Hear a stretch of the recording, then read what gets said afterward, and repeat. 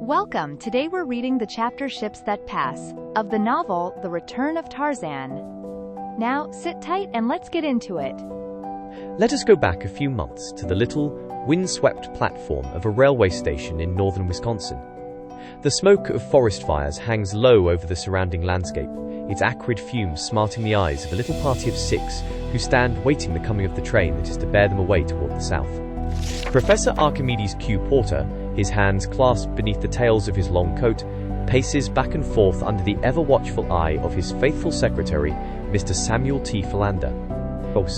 Twice within the past few minutes he has started absent-mindedly across the tracks in the direction of a nearby swamp, only to be rescued and dragged back by the tireless Mr. Philander. Jane Porter, the professor's daughter, is in strained and lifeless conversation with William Cecil Clayton and Tarzan of the Apes. Within the little waiting room, but a bare moment before, a confession of love and a renunciation had taken place that had blighted the lives and happiness of 2 of the party. But William Cecil Clayton, Lord Greystoke, was not one of them. Behind Miss Porter hovered the motherly Esmeralda. She too was happy, for was she not returning to her beloved Maryland? Already she could see dimly through the fog of smoke the murky headlight of the oncoming engine. The men began to gather up the hand baggage. Suddenly Clayton exclaimed, "By Jove, I've left my ulster in the waiting room," and hastened off to fetch it. "Goodbye, Jane," said Tarzan, extending his hand. "God bless you." "Goodbye," replied the girl faintly. "Try to forget me." "No, not that. I could not bear to think that you had forgotten me." "There is no danger of that, dear," he answered. "I wish to heaven that I might forget. It would be so much easier than to go through life always remembering what might have been.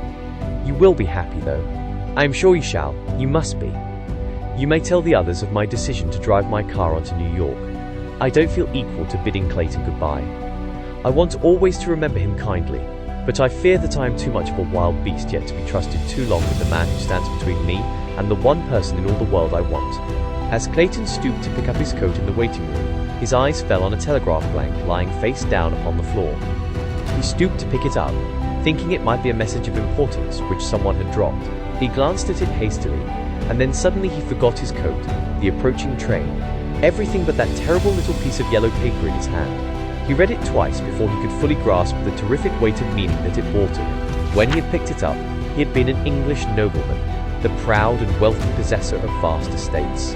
A moment later he had read it, and he knew that he was an untitled and penniless beggar. It was Darnor's cablegram to Tarzan, and it read, "Fingerprints prove you Greystoke. Congratulations, Darnor." He staggered, as though he had received a mortal blow. Just then he heard the others calling to him to hurry. The train was coming to a stop at the little platform. Like a man dazed, he gathered up his ulster, going for Russian. He would tell them about the cablegram when they were all on board the train. Then he ran out upon the platform just as the engine whistled twice in the final warning that precedes the first rumbling jerk of coupling pins. The others were on board, leaning out from the platform of a Pullman, crying to him to hurry. Quite 5 minutes elapsed before they were settled in their seats, nor was it until then that Clayton discovered that Tarzan was not with them. "Where is Tarzan?" he asked Jane Porter. "In another car?" "No," she replied. "At the last minute he determined to drive his machine back to New York. He is anxious to see more of America than is possible from a car window." "Yes. He is returning to France, you know." Clayton did not reply. He was trying to find the right words to explain to Jane Porter the calamity that had befallen him, and her. He wondered just what the effect of his knowledge would be on her. Would she still wish to marry him? To be plain Mrs. Clayton? Suddenly, the awful sacrifice which one of them must make loomed large before his imagination.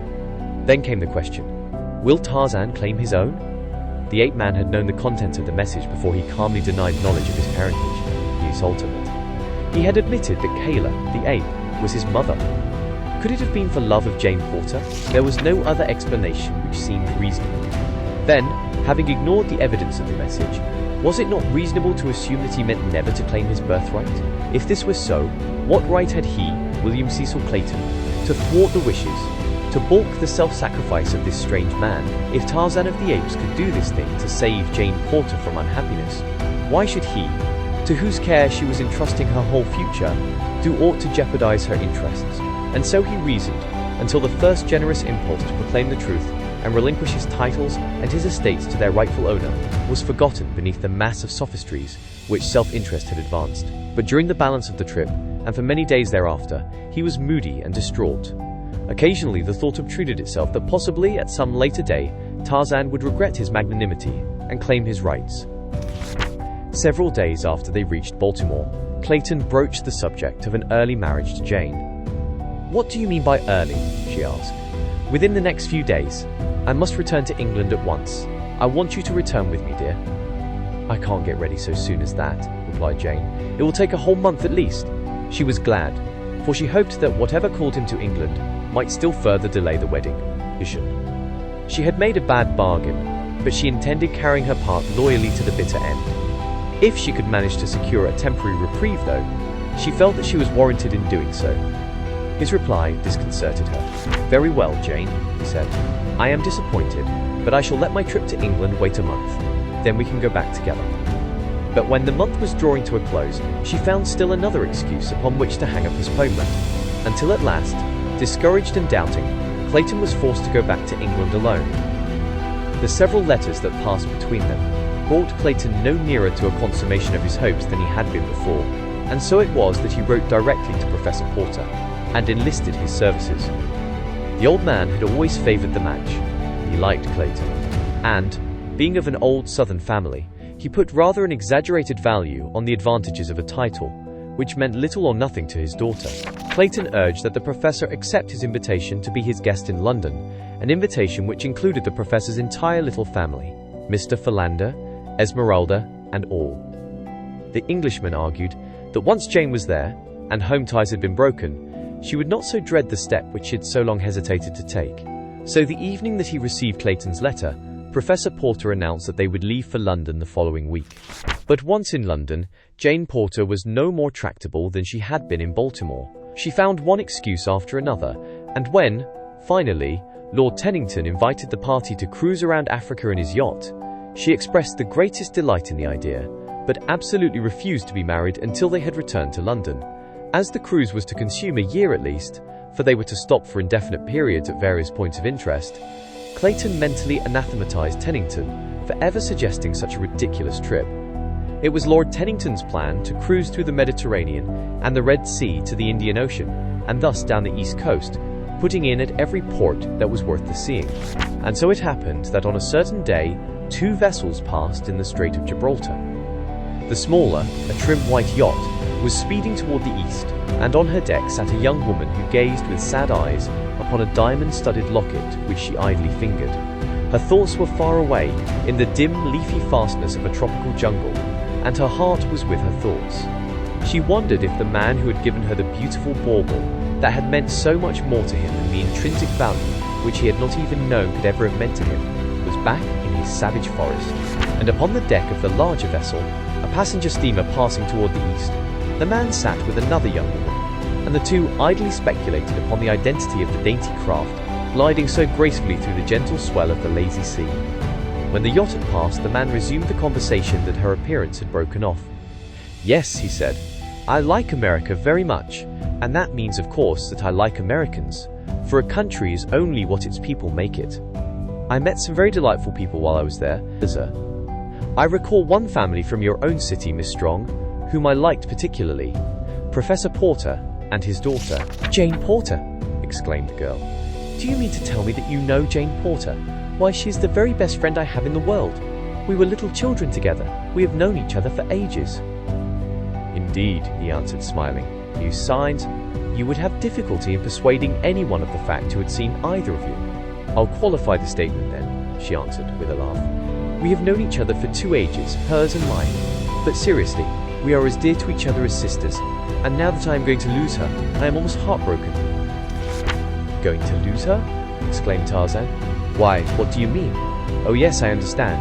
You mean that now that she is married and living in England, you will seldom if ever see her." "Yes," replied she. "And the saddest part of it all is that she is not marrying the man she loves. Oh, it is terrible. Marrying from a sense of duty. I think it is perfectly wicked, and I told her so.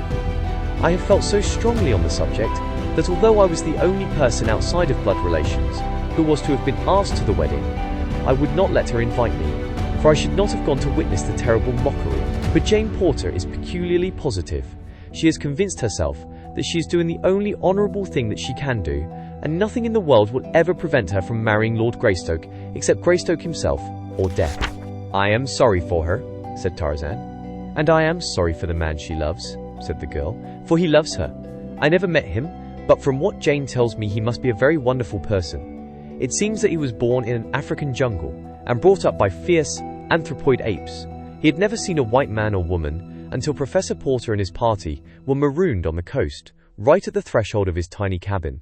He saved them from all manner of terrible beasts and accomplished the most wonderful feats imaginable, and then to cap the climax he fell in love with Jane, and she with him, though she never really knew it for sure until she had promised herself to Lord Greystoke." "Most remarkable," murmured Tarzan, cudgelling his brain for some pretext upon which to turn the subject. He delighted in hearing Hazel Strong talk of Jane, but when he was the subject of the conversation he was bored and embarrassed. But he was soon given a respite, for the girl's mother joined them, and the talk became general. The next few days passed uneventfully. The sea was quiet, the sky was clear. The steamer ploughed steadily on toward the south without pause. Tarzan spent quite a little time with Miss Strong and her mother, Miss Pless. They whiled away their hours on deck, reading, talking, or taking pictures with Miss Strong's camera. When the sun had set, they walked. One day, Tarzan found Miss Strong in conversation with a stranger, a man he had not seen on board before. As he approached the couple, the man bowed to the girl and turned to walk away. "Wait, Monsieur Thuran," said Miss Strong. "You must meet Mr. Caldwell, or what shall I do? We are all fellow passengers, and should be acquainted." The two men shook hands. As Tarzan looked into the eyes of Monsieur Thuran, he was struck by the strange familiarity of their expression. "I have had the honour of Monsieur's acquaintance in the past, I am sure," said Tarzan, "though I cannot recall the circumstances." Monsieur Thuran appeared ill at ease. "I cannot say, monsieur," he replied. "It may be so. I have had that identical sensation myself when meeting a stranger." "Monsieur Thuran has been explaining some of the mysteries of navigation to me," explained the girl. Tarzan paid little heed to the conversation that ensued. He was attempting to recall where he had met Monsieur Thuran before. That it had been under peculiar circumstances he was positive. Presently the sun reached them, and the girl asked Monsieur Thuran to move her chair farther back into the shade. Tarzan happened to be watching the man at the time, and noticed the awkward manner in which he handled the chair. His left wrist was stiff. That clue was sufficient. A sudden train of associated ideas did the rest.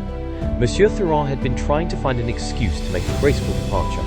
The lull in the conversation following the moving of their position gave him an opportunity to make his excuses. Bowing low to Miss Strong, and inclining his head to Tarzan, he turned to leave them. "Just a moment," said Tarzan. "If Miss Strong will pardon me, I will accompany you." "I shall return in a moment, Miss Strong." Monsieur Thuran looked uncomfortable, this times.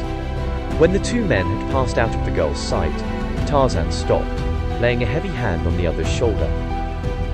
"What is your game now, Rokoff?" he asked. "I am leaving France as I promised you," replied the other, in a surly voice. "I see you are," said Tarzan, "but I know you so well that I can scarcely believe that your being on the same boat with me is purely a coincidence. If I could believe it, the fact that you are in disguise would immediately disabuse my mind of any such idea."